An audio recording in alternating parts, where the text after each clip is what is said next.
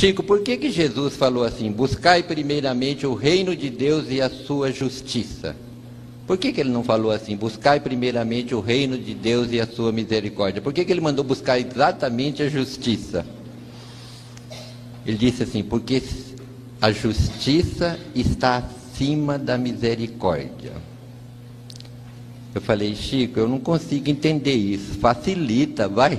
Já tinha passado alguns anos, eu já me considerava mais íntimo, né?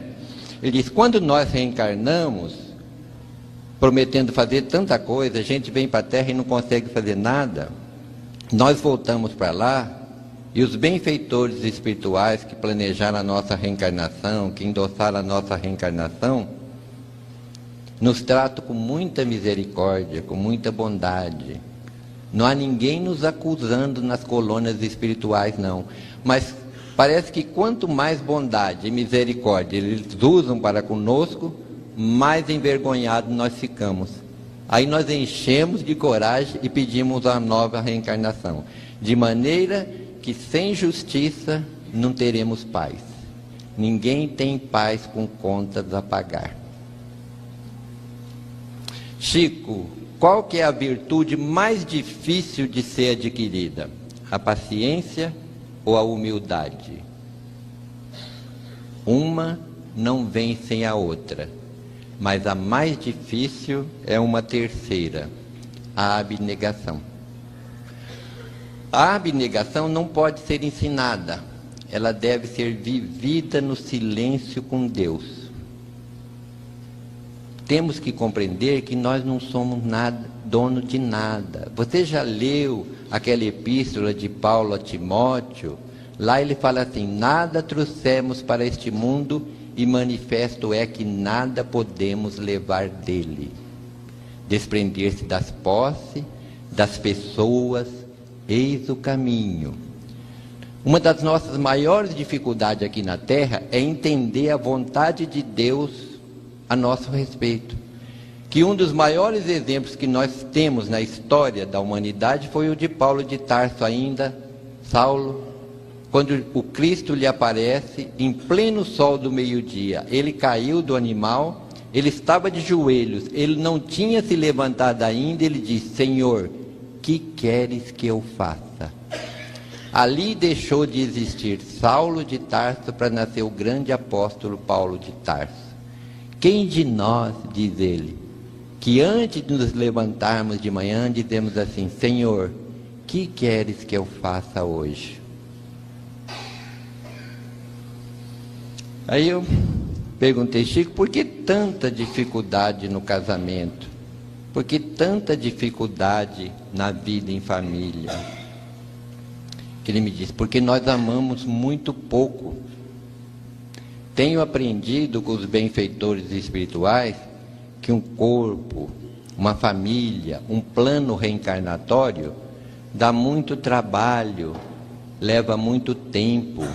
Nós não podemos ir desistindo muito facilmente dos nossos compromissos.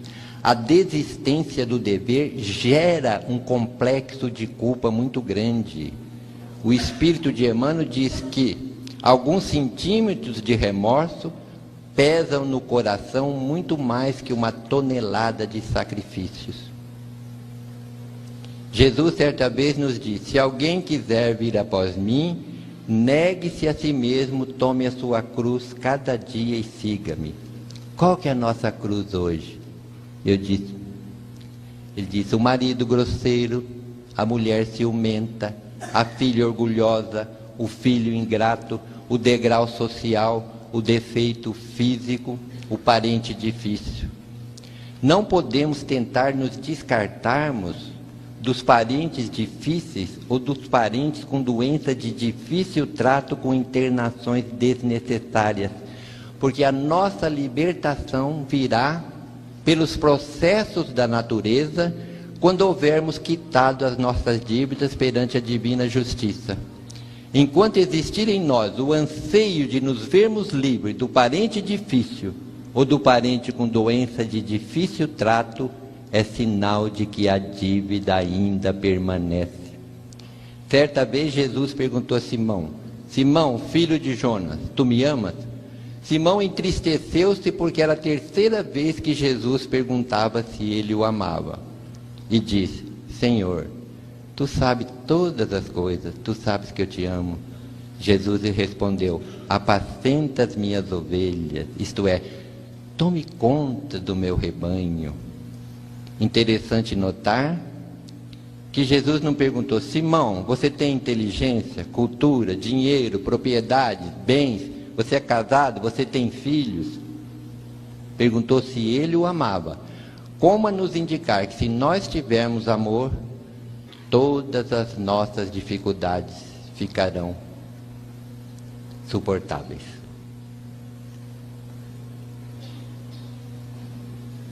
Cinco frases sobre Chico Xavier. Se aprendi a doutrina espírita nas obras de Allan Kardec, eu a compreendi nos exemplos de Chico Xavier. Jane Martins Vilela, Cambé, Paraná. Futuras gerações dificilmente acreditarão que tenha passado sobre a Terra um homem como Chico Xavier. Huberto Roden. Não lhe foi possível evitar a fama, mas não se deixou corromper por ela. Hermínio Miranda. Chico Xavier, um beijo de amor celeste na face do Brasil. Rolando Mário Ramaciotti. A vida de Chico Xavier é, sem dúvida alguma, uma das mais belas páginas da humanidade. Carlos Bacelli.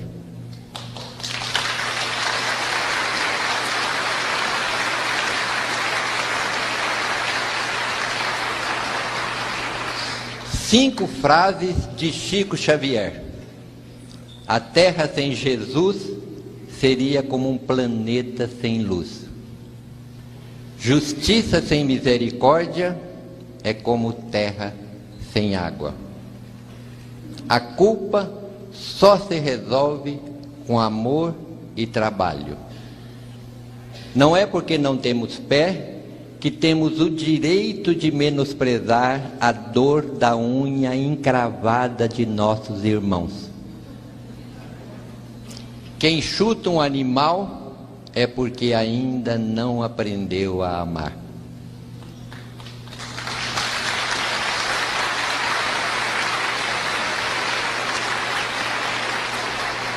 Chico Xavier era uma pessoa tão humana. Para mim, Chico Xavier é o ser humano mais humano que eu conheci. Ele gostava, ele era um manancial de casos, e ele os contava com tocante ternura e simplicidade. Ele os contava não com a intenção de fazer adeptos ou convencer. Ele os contava porque ele gostava de conversar, gostava do contato com as pessoas, gostava de gente. Mas era um homem muito bem-humorado, gostava de contar e de ouvir boas anedotas. No tempo do Valdo Vieira, quando os dois varavam a madrugada datilografando as mensagens psicografadas para enviar para as editoras, um besouro entrou pela janela, deu umas voltas na sala e caiu dentro da máquina do Valdo. O Valdo pegou o besouro, atirou-o no chão, o besouro deslizou, foi lá bater no fundo da parede e ficou lá alguns minutos.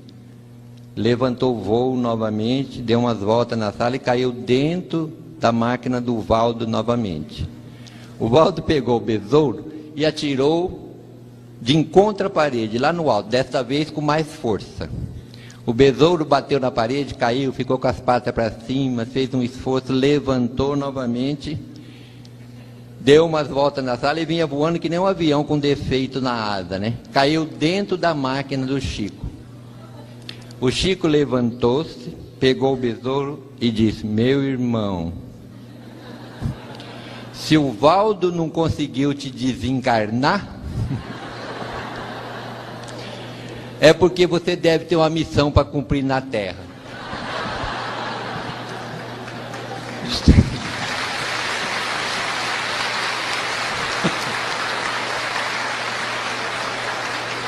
jogou o besouro pela janela e disse: vai com Deus, vai com Deus.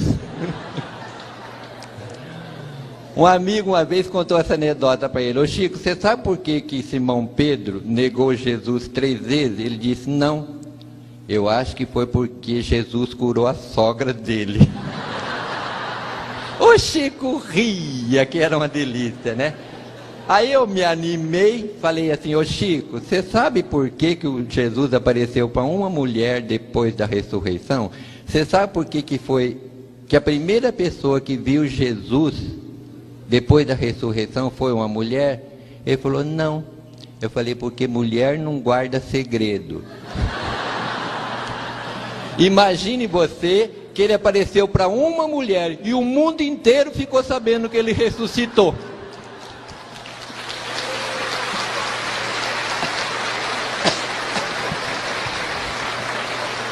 Aí ele nos contou uma anedota. Ele tinha um jeito peculiar de contar anedota. Ele disse: gente, outro dia teve um senhor aqui, contou-me uma anedota, eu vou contar para vocês, mas olha, eu quero que vocês saibam que eu sei que Nosso Senhor não faria isso, é uma anedota, tá? A gente falava: tá bom, Chico, tá bom. Aí ele disse: havia um homem muito cru. Eu já interrompi e falei: ô Chico, o que é cru? Ele falou: é para não falar cruel. Aí ele disse assim, que o homem assaltava, sequestrava, matava, torturava, tudo quanto era coisa ruim, o homem fazia. Quando ele desencarnou, o homem foi atraído para o Vale das Trevas. Depois de muitos anos, ele conseguiu se libertar e de informação em informação, chegou nas portas do céu. Aí queixou-se muito com São Pedro. Ele queria que São Pedro fosse falar com Nosso Senhor e que ele estava sendo muito injustiçado, tudo. Aí São Pedro foi falar com Jesus, contou o caso, aí Nosso Senhor falou. Aí o Chico falava assim: gente, Nosso Senhor não faria isso, é uma anedota, tá? Não. E eu ficava pensando: meu Deus, que será que Nosso Senhor falou que o Chico não quer contar de jeito nenhum, né? Aí depois da quarta, quinta vez, ele atravessou o momento crucial da anedota e disse: aí Nosso Senhor pegou uma... a única coisa boa que esse homem havia feito era ter dado 50 centavos para o mendigo. E ele foi nas portas do céu tirar satisfações, que ele não era tão mal assim. Aí Nosso Senhor pegou 50 centavos e falou: Pedro, devolve os 50 centavos dele e fala para ele que o lugar dele é no inferno mesmo. Pelo menos por enquanto. Aí o Chico ria, era um sorriso, gargalhava, era uma gargalhada assim, suave, serena, equilibrada, uma gargalhada quase silenciosa. Vamos dizer assim, era uma gargalhada evangélica. Mas eu presenciei muitos casos, ouvi muita coisa de Chico Xavier. Eu vou contar com a velocidade que o tempo me permite, porque não há como emoldurar a paisagem para o Chico entrar em cena. Mas um dia eu cheguei lá e disse: ah, minha mãe me visitou poucas horas antes de você chegar. Eu disse: ah, não diga. Ela me disse que se formou em assistente social hoje e que ela não vai mais me aparecer. Eu disse: mãe, mas a senhora vai me abandonar? Ela disse: não, meu filho, imagine que seu pai precisa reencarnar, e ele falou que só reencarna se eu voltar como esposa dele. Então eu fui falar com Cidália, que foi a sua segunda mãe, que criou vocês com tanto amor, e nunca fez distinção entre os meus filhos e os dela. E nunca me esqueci quando ela disse assim, que só se casaria com ele se ele fosse buscar todos vocês para que ela os criasse.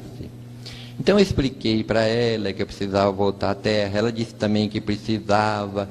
Então eu disse: Cidália, você aceitaria nascer como nossa primeira filha? Aí nós nos abraçamos, choramos muito. E quando nós nos despedimos, eu disse: Cidália, há alguma coisa que eu possa fazer por você quando eu for sua mãe? Ela disse: Dona Maria, eu sempre tive inclinação para música, mas nunca pude me aproximar de um instrumento. Eu sempre amei o piano.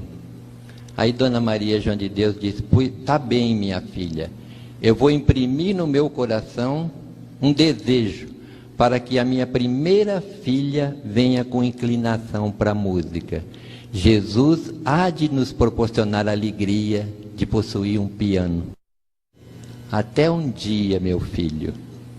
Nesse instante, o Chico terminou a narrativa dizendo que naquele momento ela também começou a chorar.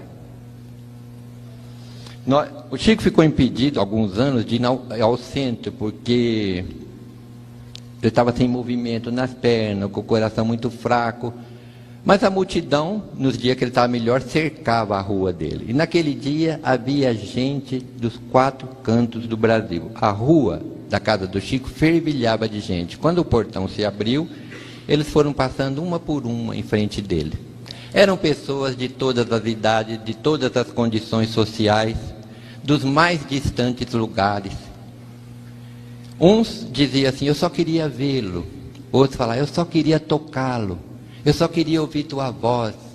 Outros queriam espantar uma ideia de suicídio, pediam notícias de familiares. Outros não conseguiam pedir nada nem dizer nada, só choravam. Eu vendo ele atender aquela multidão com aquele amor, eu disse: meu Deus, pensei, a aura do Chico é tão boa, que o seu magnetismo é tão grande, que parece que ele pulveriza as nossas dores e ameniza as nossas ansiedades. De repente ele se volta para mim e diz: eu não posso compreender a bondade do nosso... Não, comove-me a bondade do nosso pessoal em vir me visitar. Eu não tenho mais nada para dar. Eu já estou quase morto. Por que você acha que eles vêm? Falei: meu Deus, frente a um homem desse a gente não pode mentir, né? Nem de dizer qualquer coisa que venha ferir a sua humildade, se bem que ele sempre disse que nunca se considerou humilde. Aí eu me lembrei de Jesus. Quando Jesus veio ter conosco, a multidão cercava Jesus aonde quer que ele fosse. Basta lembrar que quando aquela mulher que toca a beirada da túnica, que sofria de um fluxo sanguíneo, ele para e diz: quem tocou as minhas vestes? Simão Pedro diz: o senhor vai querer saber quem tocou as suas vestes? Bem vês que a multidão te comprime. Não, Simão, alguém tocou as minhas vestes, porque de mim saiu uma virtude. Então a multidão cercava Jesus. Quem lê o Novo Testamento sabe. Zaqueu, que segundo a narrativa evangélica era um homem de pequena estatura, mas era tanta gente em volta de Jesus que ele não conseguia ver Jesus. Então ele formou para onde Jesus ia, correu na frente, subiu num sicômoro, uma árvore. Pelo menos ele ia ver o profeta famoso que ia passar ali debaixo da árvore. Quando Jesus vai passando debaixo da árvore, ele olha para cima e diz: Zaqueu, desce depressa, porque hoje me importa hospedar na tua casa. Gente, eu acho que Zaqueu não desceu, ele deve ter caído da árvore. Porque ele só queria ver Jesus. Jesus fala com ele e diz que vai se hospedar na casa dele. No entanto, Zaqueu, posto na presença do Senhor, diz: Senhor, se eu prejudiquei alguém, eu vou devolver quadruplicadamente. Uma vez Jesus estava numa casa, era tanta gente na rua, quase estrada empoeirada, a casa estava cercada de gente, pisoteando a horta, as flores. Tentaram introduzir um paralítico e não conseguia, porque ninguém arredava pé. Aí ataram o paralítico numa corda, destelharam um canto da casa e desceram o paralítico pela corda.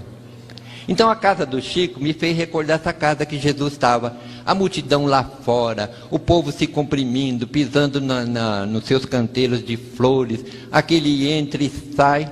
E ele estava olhando para mim, esperando a resposta. Eu olhei para ele e falei: ô Chico, eu acho que eles estão com saudades de Jesus.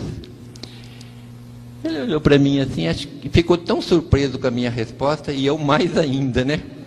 Mas ele continuou atendendo a multidão. Todo mundo beijava a mão dele e ele beijava a mão de todo mundo. Isso já era quase meia-noite, tinha começado 7h30, 19h30, os lábios do Chico estavam ralados, sangrando. Eu fiquei com tanta pena daquele homem, nos seus 88 anos, beijando a mão de todo mundo. Eu disse: ô Chico, por que você beija a mão deles? A força e a humildade da sua resposta continuará sacudindo-me e emocionando-me para sempre. Ele disse: porque eu não posso me curvar para beijar os pés. Ai, aquilo me doeu até, né? Então, para mim era o representante de Nosso Senhor na Terra, né? Nesses 33 anos que eu vim a Uberaba, eu conheci muita gente. Gente boa, gente meio boa e gente menos boa. Alguns o tempo vai apagando da memória, mas ele nunca vai ter força suficiente para apagar esse personagem.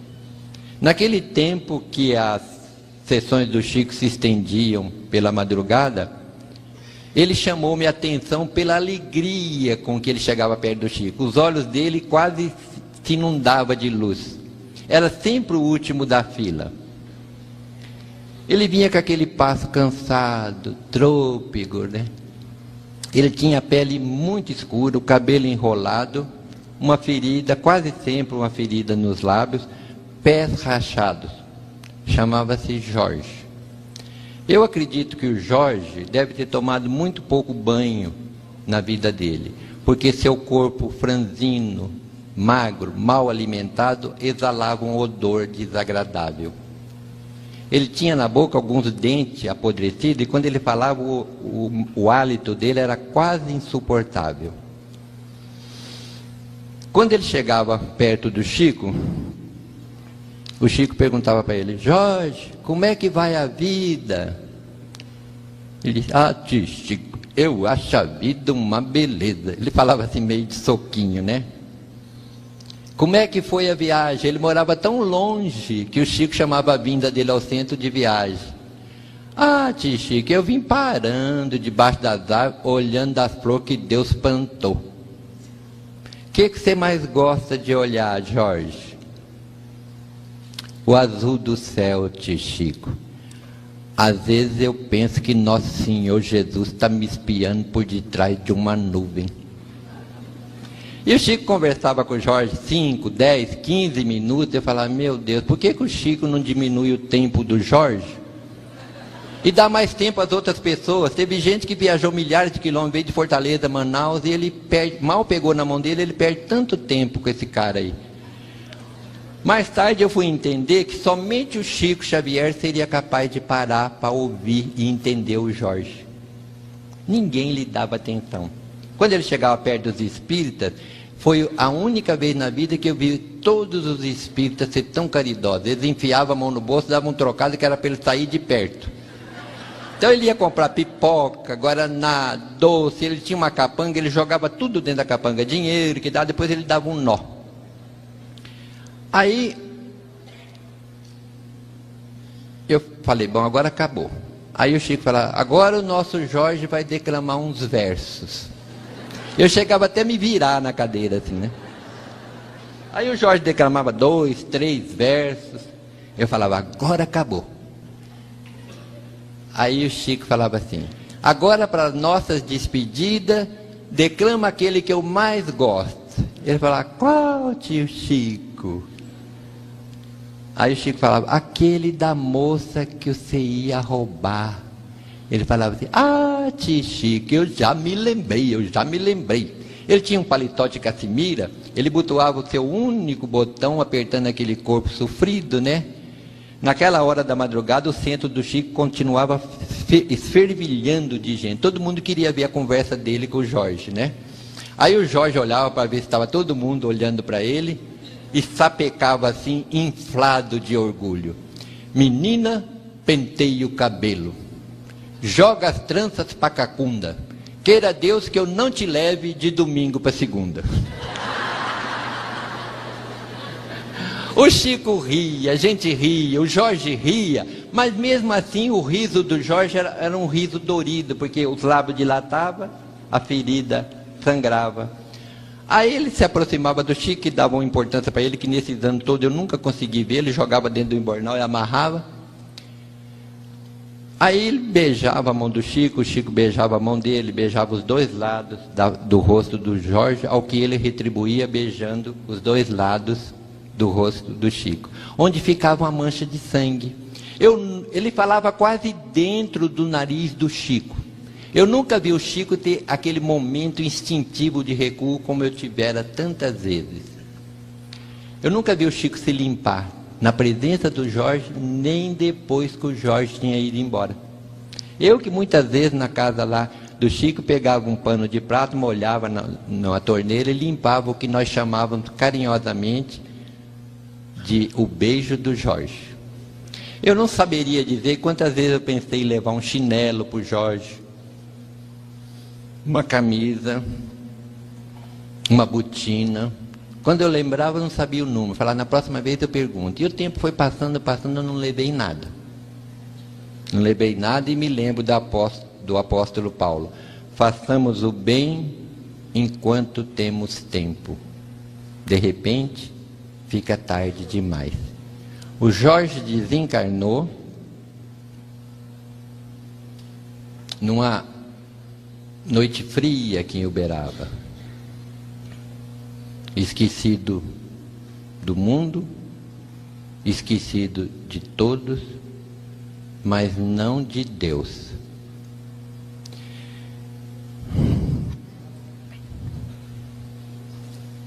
Contou-me o Chico Xavier, na presença do Bacelli e da Márcia, contou-nos. Eu me lembro perfeitamente que o Bacelli falava assim, este é meu. Eu falava, não, esse quem vai contar sou eu, né? A Márcia dizia assim, vocês vão brigar por causa desse caso do Chico? Lembra disso? Aí, o Chico contou-nos que a personalidade sublime de nosso Senhor Jesus Cristo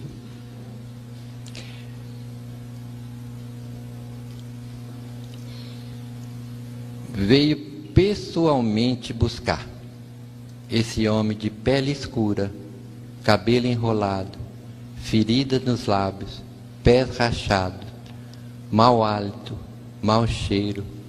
Retirou ele do corpo que estava envolto em pedaços de coberta, aconchegou-o de encontro ao peito e voou com ele para o espaço, como se carregasse o mais querido dos seus filhos. Não vos deixarei órfãos, estarei convosco até o fim dos séculos. Ele não faria uma promessa que não pudesse cumprir. Um dia eu estava no Acre, considerado o estado mais pobre da federação, eu estava num sufoco. Eu não vejo espírito, não ouço espírito, não sinto espírito, mas na minha imaginação, eu tive a impressão de ver, porque tinha muita gente, eles pensavam porque eu era amigo do Chico, sabia alguma coisa, né? Eu tive a impressão que o Jorge entrou pela porta da federação, veio andando, chegou perto e disse assim, conta minha história para eles, senhor. Há 2 anos eu estava em Portugal, no Centro Espírita Casa do Caminho, de nosso irmão Rui Marta e nosso irmão Joaquim, que vieram especialmente para esse encontro, também num sufoco. Quando eu olhei para a porta lá do centro do Rui, eu tinha a impressão, ou a minha imaginação, que o Jorge entrava e dizia assim, conta a minha história para eles, senhor. E hoje, quando eu estava terminando, com saudade de Jesus, eu tive a impressão de que ele atravessou o corredor